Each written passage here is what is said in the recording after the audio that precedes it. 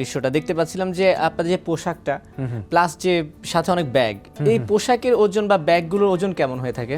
আচ্ছা,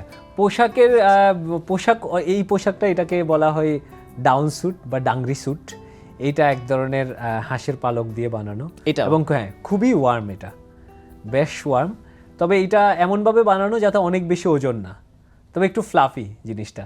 যখন আপনি ব্যাগে নিচ্ছেন, ব্যাগের একটা বড় জায়গা নিয়ে নিচ্ছে, আর ব্যাগের ওজন অনেক বেশি থাকে। আমি যদি বলবো যে আনুমানিক কেমন থাকে? যখন আমি সামিট পুষে যাচ্ছি তখন অলমোস্ট সেটা 12-14 কেজি হয়। অক্সিজেন বোতল নিতে হচ্ছে, আপনার পানি নিতে হচ্ছে, সাথে অ্যাসোসিয়েটেড অন্য জিনিসপত্র নিতে হচ্ছে।